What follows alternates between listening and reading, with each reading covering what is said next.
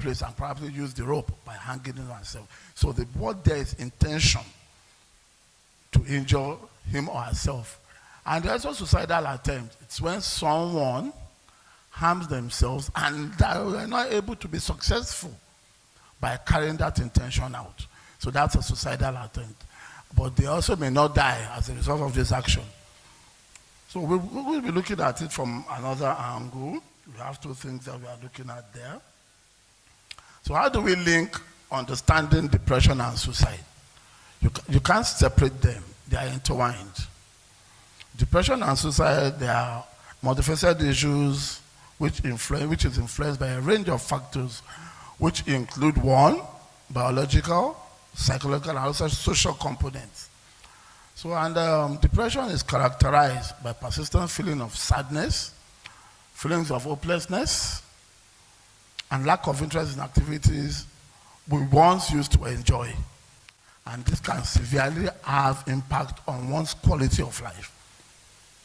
And on the other hand, suicide is a tragic outcome of untreated or severe depression, which represents a critical point of intervention. So understanding these symptoms, the risk factors, and also underlying causes of this condition is essentially for developing effective prevention and also intervention strategies to help us work through. We'll be moving into that as we go on. Now we are talking about what we are expressing now. We are talking about the economic context. It's a depressed economy. Where are we now? A depressed economy. It's so terrible for us, and we know what we've been going through as Nigerians, individually, and also as a family as a whole. And in recent years, we have had to witness a series of economic downturn, including unemployment rates, stagnant wages for we civil servants, and even the people in the private sector who have to go through pay cuts. Well, on a lighter note, I've been encouraging some of my colleagues with the issue of 70,000 naira minimum wage. I told them, don't worry, when that money comes, you know, we have been living with the 30,000, and things have increased already. So by that time, the pay 70 we'll be able to balance very well. So that's what I saw to them yesterday. And these economic stresses have not only restrained our financial stability, but has affected us in so many ways, emotionally, mentally, physically, even in terms of relationship as well. So a depressed economy can lead to increased anxiety, uncertainty, and a pervasive sense of hopelessness, all of which are catalysts of mental health issues, which we are talking about, such as depression and suicide.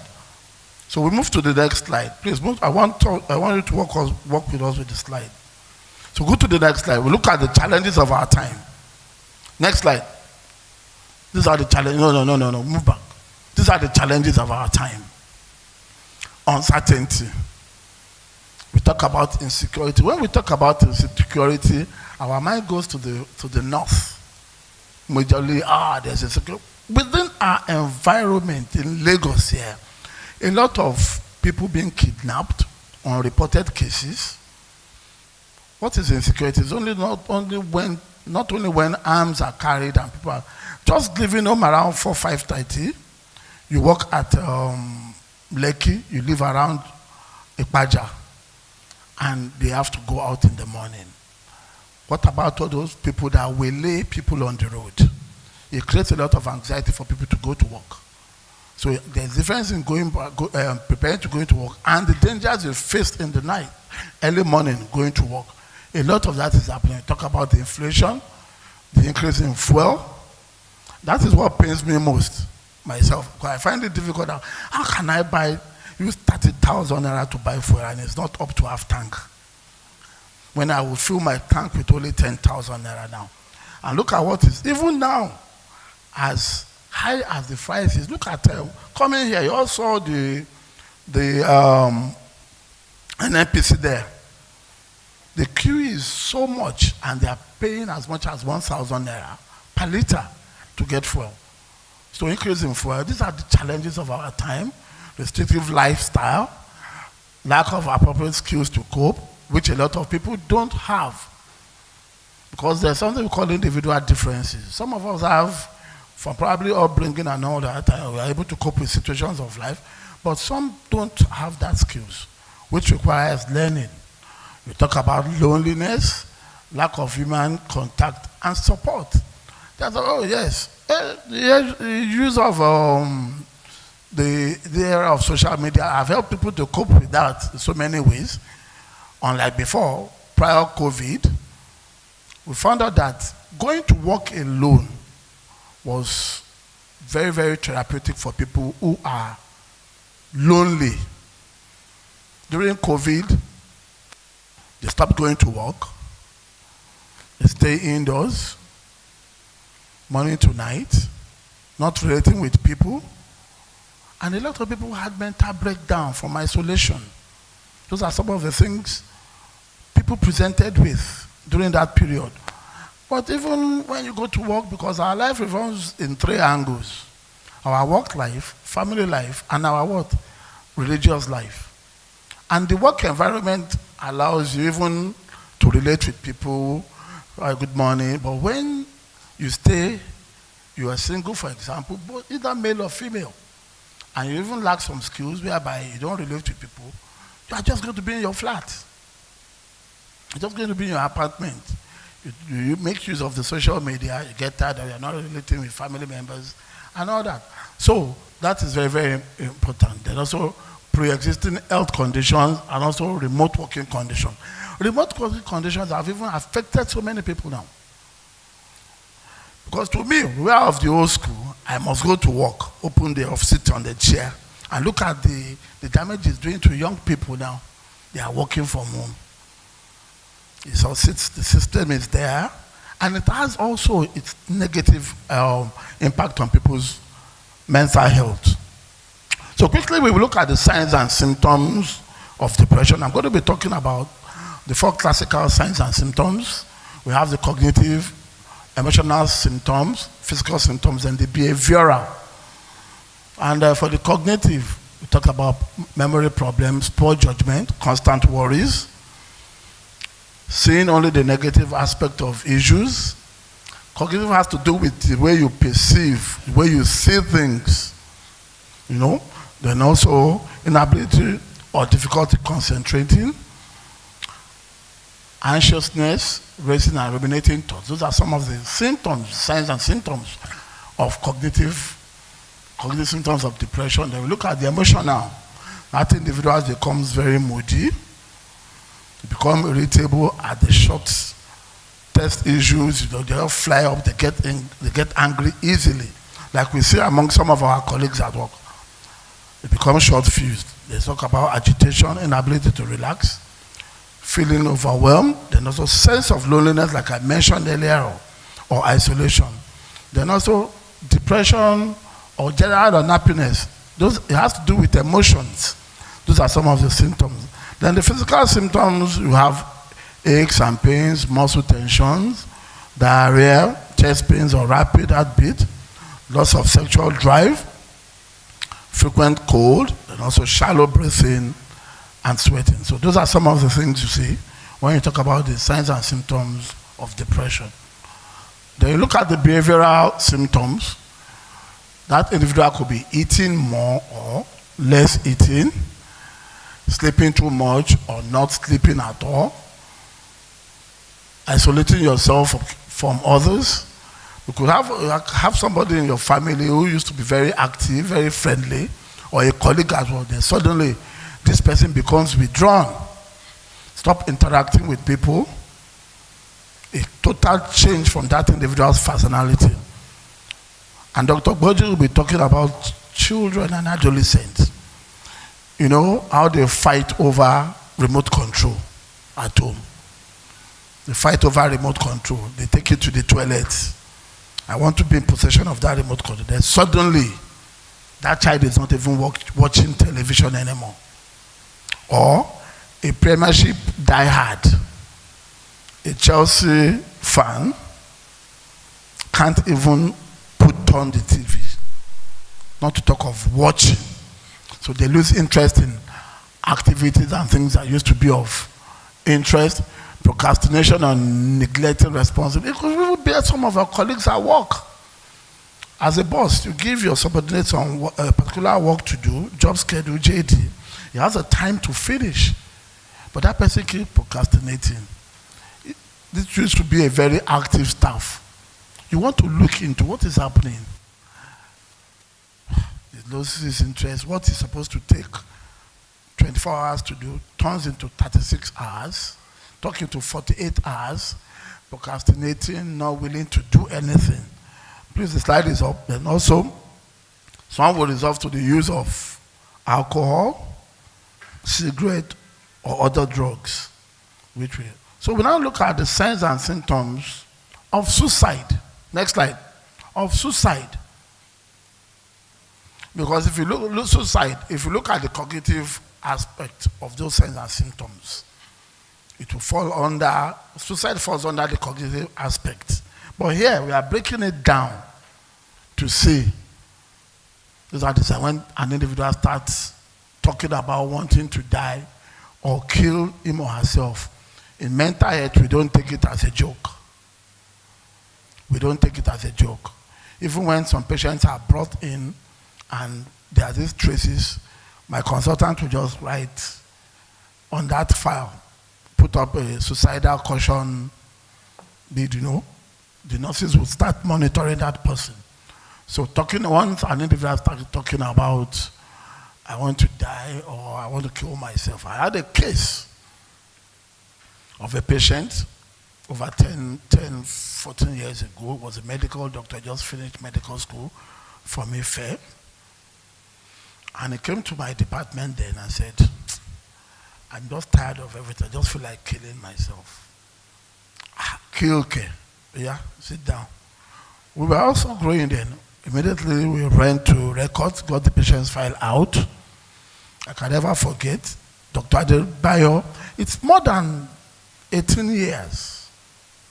Dr. Adebayo saw the patient. We delayed the patient. We called the family members to come. They came. We recommended for admission. And took the patient. They took the patient home. And the patient got home, went into his room, then came out. He took shaving powder and brought it and she said, I told you, I've taken this. Then I started running around. Eventually, they rushed him to an hospital, but it was too late. They lost him. So for us, and now, as you've heard, if it could be a colleague, it could be a neighbor, please get in touch with the family members, notify people, so that we don't take it for joke. Looking for ways to kill oneself. Loads of experiences I've had in my 27 years of practice, especially in this area. Some would make attempts they make sure they clear everything. A particular patient sent our children to our sister's place, made sure the house help was not around, and jumped into the well. They had a well behind. So they were looking for her, but they were able to notice that they saw two slippers near the well. So she eventually actually removed her slippers before jumping into that well. So they look for strategic places to do it. There are some say, we don't take issues of attention seeking. No. I'm sure Dr. Boju wouldn't take that for granted when some family members say, and that is when they do it, and they now come to, but they told you, doctor, they now come for the doctor. That is where we start looking for people to blame, So talking about feelings of hopelessness or having no reason to live, those are the things you watch out for. Acting actions or being agitated, withdrawing from social contact, giving away prized possessions. They start giving, he has a car and he gave it out. He gives his clothes to his siblings. He's not going abroad though. He's not going abroad. Takes his TV, electronics, and go and give the church. Start sharing things that are of importance to him. It gives you a sign. You're not relocated now. Even people that are relocated, they want to sell those things. So they take pounds or dollars along. But now giving things that you've worked for over years to people. Saying goodbyes to loved one. Then also self-destructive behavior. You've seen some in the social media. And because what is happening in our country is so severe now. So when you drive, don't overspeed. Somebody will just jump in front of a moving vehicle. You know, so you need to be careful. That's a self-destructive behavior. Then the economic-related signs. We all know the financial stress we are going through. Job loss or unemployment. Debt. Major one. Debt. We've had so many people who had committed suicide because of debt. A lot of people, because of debt or financial struggles. Let me end it all. What is there? How can I cope? A presidential aspirant we know is open some years back after the whole wahala packed on Ikorodu Road, Third Mainland here, and took a dive. Well, if you look at it probably culturally, or if I say assassin, but deep down, everything had gone. Everything had gone. So, debts of financial struggles, housing insecurity, food insecurity, reduced standard of living, which a lot of people are not able to cope. From Lekki to Surulere, from Surulere to Ifo, from standard of living to a major decline, affecting the children's school, change of friends and all that. But because the skills are not there, that person might just in law. It's better I just take my life and end this shame. I know what we're living for. As long as we start to live for ourselves, that is when we are, I use the word, that is when you start having insight. When you start living for yourself. If somebody, as we are here now, if Prof had come with Prado, who knows whether Prof came with Prado? Did anybody see his car? I saw a Prado that I don't know, maybe somebody, the person that came with Prado is not visible, it's not written on the head. When you go to parties, nobody sees the car you came in. You don't need to go and get a loan of 80 million. Prado is the 130 million now. When you go to party, nobody sees what you come in with. And you get into the party, they're not seeing Prado, they are not seeing MD of Oceanic Bank or whatever bank. It's only when they announce that people get to know. And you come in now, my friend there could just be the most good-looking person there. People will relate with. So that is the problem. As long as we come to terms with reality and understand that we are living for ourselves, not others. You don't need to go and get an apartment in Lekki.